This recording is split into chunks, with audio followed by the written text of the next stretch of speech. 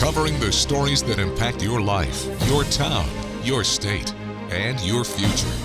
This is the Means Report with your host, Brad Means. Hello, everybody, and welcome once again to the Means Report. Thank you so much for spending part of your day with us, where today we are going to catch up with an old friend and one of the most familiar faces in the central Savannah River area. Deke Copanhaver is our special guest, the former two-term mayor of the great city of Augusta. He has been extremely busy since he left office, as this interview will prove. He's also spending so much of that busy time with the national organization Starts With Us, and we'll find out about the positive work and the positivity they're trying to spread throughout our country. And then, of course, we'll wrap up the Means Report with ways that you can stay in touch and help us get more great guests like former Mayor Copanhaver. And Deke, I would say that you're probably our most frequent guest. It's been too long, but back when you were mayor, you were certainly on here a ton. Yeah, man, I feel like you guys are family. Well, we are, and you are, and it was just a joy to see you when we walked in. I want to talk about Starts With Us because we hit on that last time you were here, and I want to see what's changed and what's grown since. But first, let's talk about you. It's been about, I think, 5 months since your esophageal cancer diagnosis. You have been very open and upfront about everything you've been dealing with.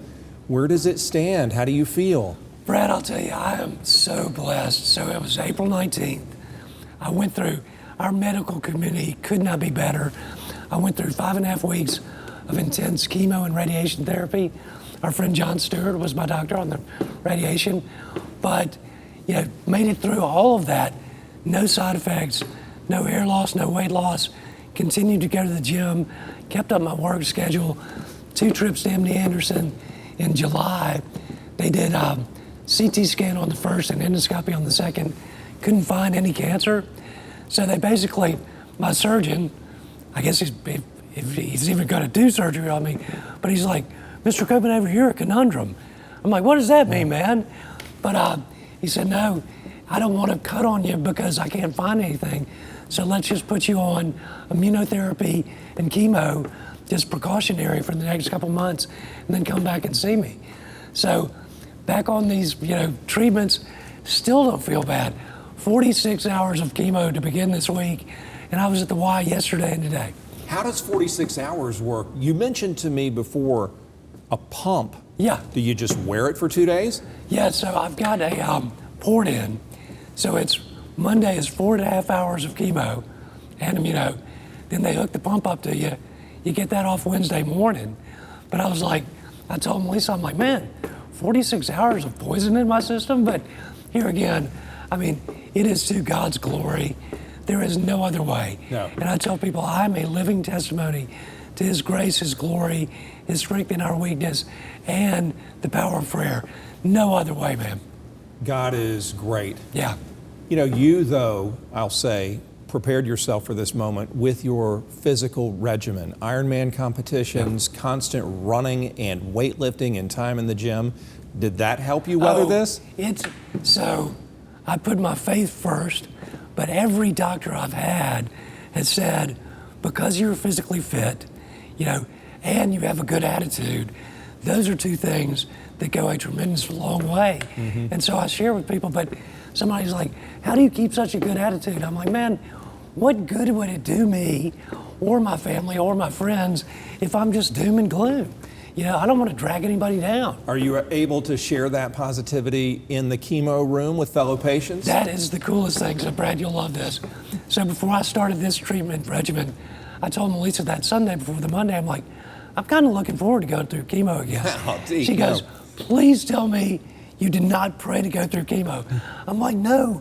But we met so many wonderful people going through the treatments, and everybody's on an equal level.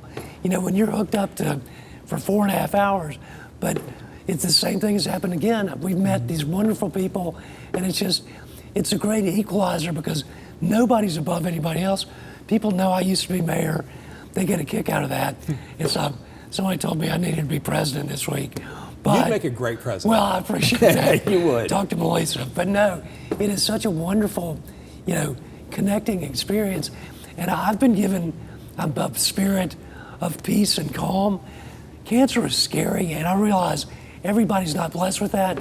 But to be able to go into that room and share that with everybody in there, it's a huge blessing. Well, did you have any signs or symptoms? I'm telling you, one day I see you jogging down Walton Way. The next day, the Exchange Club president tells our group, by the way, Deke Copanhaver has cancer. Y'all pray for him. Was it sudden? No, and I'll tell you, I mean, Brad, I'm even lucky in this regard.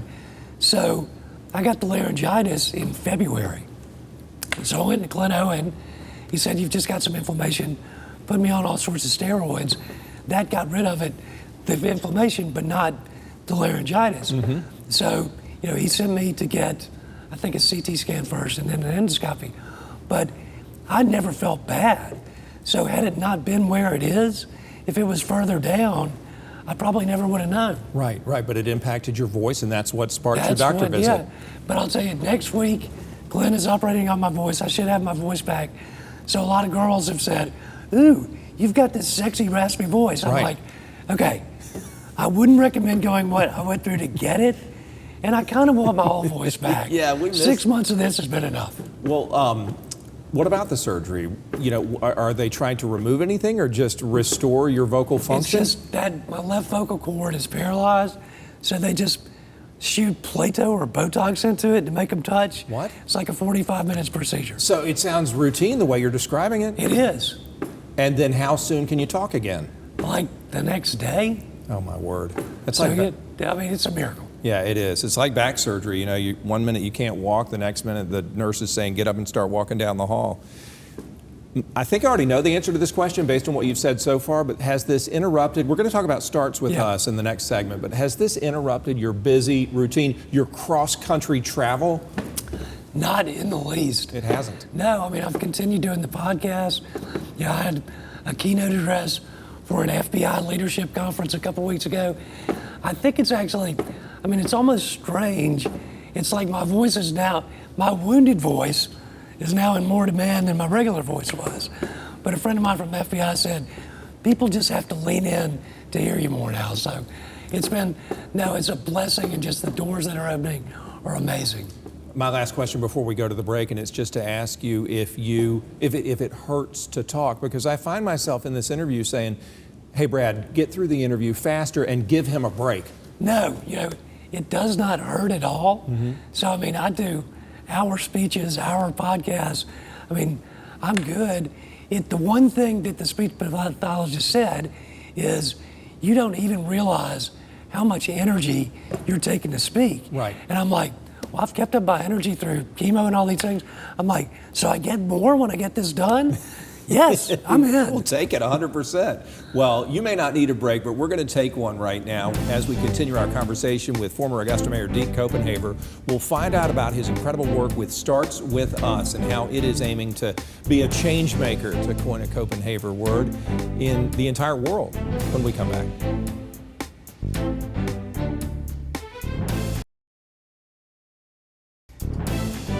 Welcome back to the Means Report. So blessed to have former Augusta Mayor Deke Copanhaver with us, who I mentioned at the top of the last segment has been so busy since he left office about 9 or so years ago, if my math is right, because of his involvement with writing a book, with being the speaker at so many events, podcaster, and spokesperson for Starts With Us, a national organization. I want to just get you to refresh our memory about what Starts With Us is. I was thinking the other day, I bet you one way to sum it up is a group that wants us to turn down the volume of division and turn up the dialogue of being united and positive and optimistic. Well, you know, I will say so. Daniel Lebetsky, the founder of Kind Snacks, started it in December of 21. Kind Snacks, those are those bars. Yeah. Yeah, okay, they're everywhere. Yeah. They're everywhere. So his father was a Holocaust survivor, and there was one guard in the concentration camp that treated him with kindness.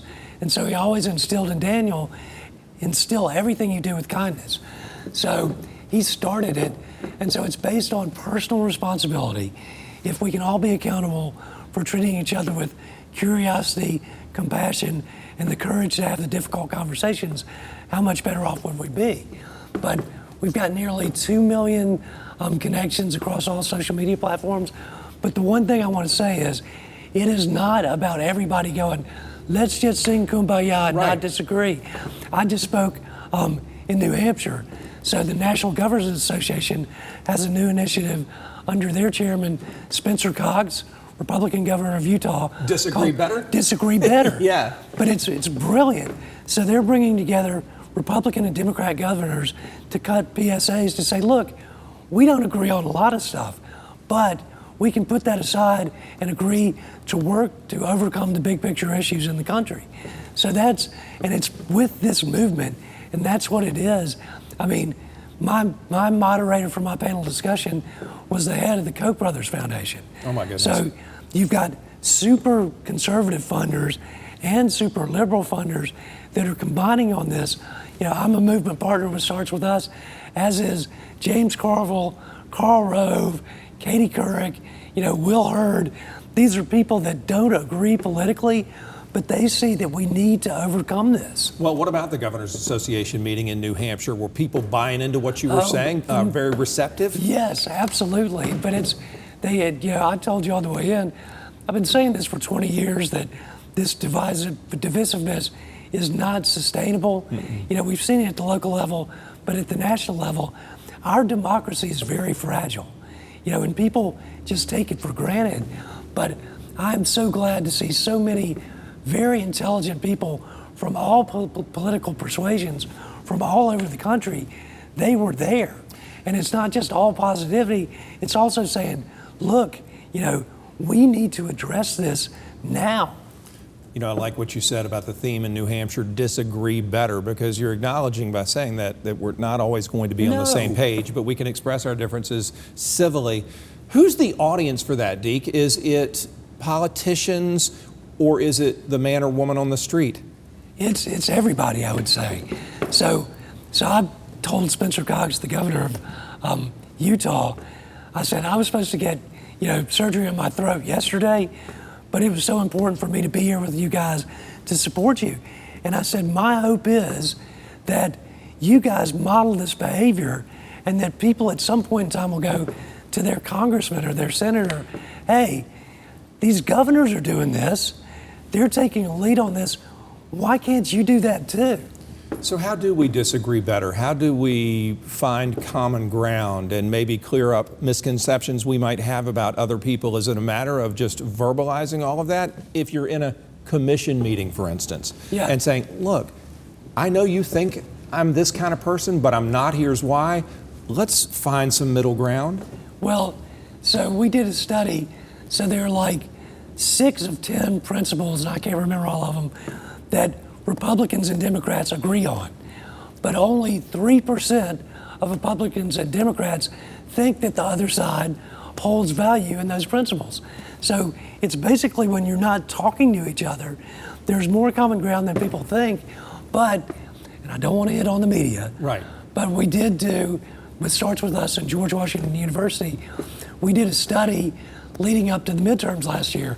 So the hyper-partisan members of Congress, Democrat and Republican, got 4 times more of the coverage that people that are actually working in bipartisan fashion got. So it's happening, but Marjorie Taylor Greene gets 10 times more coverage than anybody else. So at the governor's conference, I'm like, I've got nothing against her personally, but I'm from Georgia, and I can guarantee you that she does not represent the views of everybody in our state, or the majority by far. Long before you joined Starts With Us and started to put your beliefs and your outlook on a national stage, you, as you mentioned a moment ago, preached this kind of stuff here in Augusta. So were there ever moments where it worked, where a person who you thought was an opponent sort of started to break a little bit and say, okay, I get your point? Absolutely. People don't know this. Marion Williams and I were great friends. Yeah, I love Marion. And worked together. But that's the thing that I said with the commission is they didn't always like my decisions, but they trusted me and they respected me because I held confidences. I never threw them under the bus publicly. Those bonds of trust are hard to build, and once they're damaged, they're very hard to repair. And I spent 9 years building them. But like for my roast going out of office, we had, the general from Fort Gordon, and we had Marion Williams, and we had Fred Russell, and we had people from all over the board. But Sue Parr from the Chamber of Commerce said, I don't think we'll ever see this again. But bringing to people, when people see that they have common ground and that you can make a difference, that's a very cool thing. Yeah, you know, I emceed that roast that Yes, night you did. down Yes, at you Enterprise did. Mill. But I thought the same thing you did. I walked in the room and thought, wait a minute, y'all are all friends? Because Yeah. it was the people that we see on TV, you mentioned the media, as people who are butting heads, but at the end of the day, no, we all love Augusta and we're trying to make it better. Yeah. So what about today's commission? I know I was going to ask you your input here. Yeah. How are things going in Augusta from your vantage point, and what would you do or not do to change it? Well, I will tell you, Garnett Johnson, our mayor, is a good friend of mine. Yeah. I think he's setting a great tone. I think it's probably more difficult with him coming in than it was with me, because it just seems like for the past 8 years, everybody has been every man for himself. And I had the advantage of I ran the green space program for 4 years and had been able to build consensus within the commission around that issue, so I knew all the players. I think he's doing an admirable job. There are some commissioners that just aren't willing to work with him, which I think is such a disappointment.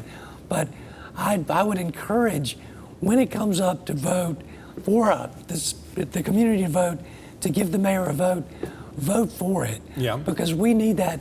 The one person that's elected citywide should have a vote on every issue. And you're not giving Garnett Johnson a vote, well, you are this time, but long term, you're just giving the mayor a vote. You're giving the mayor a vote. Yeah. Well, I went to Atlanta and met with the legislation delegation with Garnett to talk about this issue. But I will name no names, but one member of the delegation said, "You got so much done and you didn't have a vote." I said, "Yeah, I was 38 years old, very energetic. I did it 150%, and you do not realize how much time it took to build that consensus.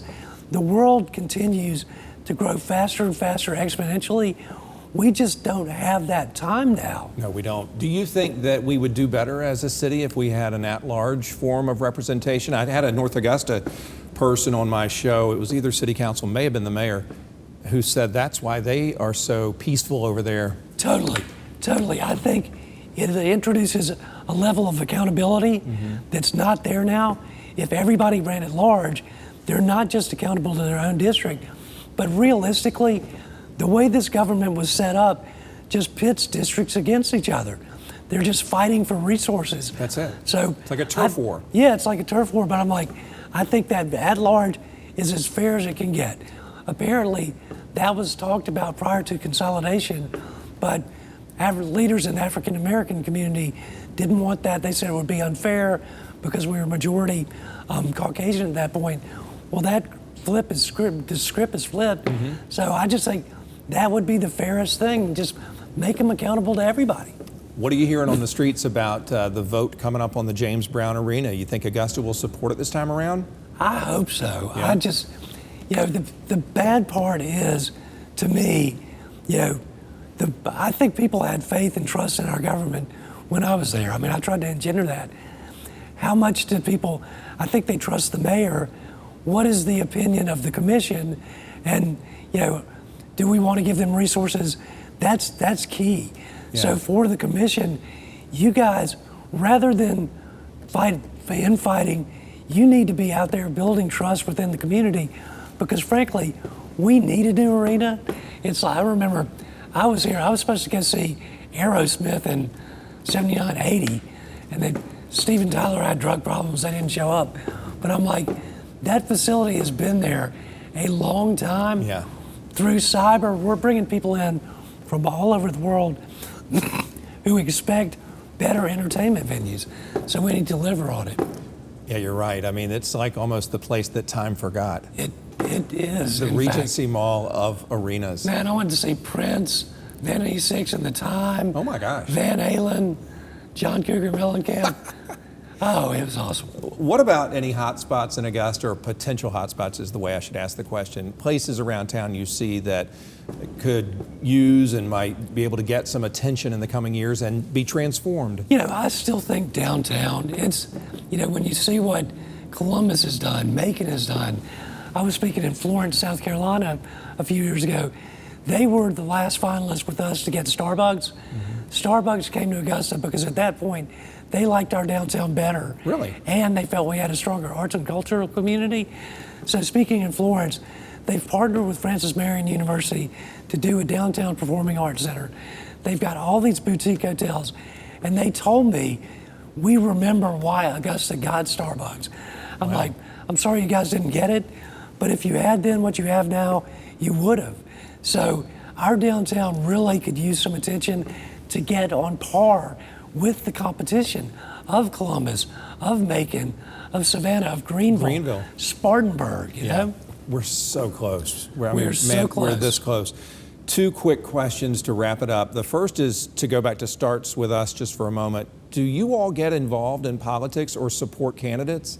We don't support candidates. You know, individually people do.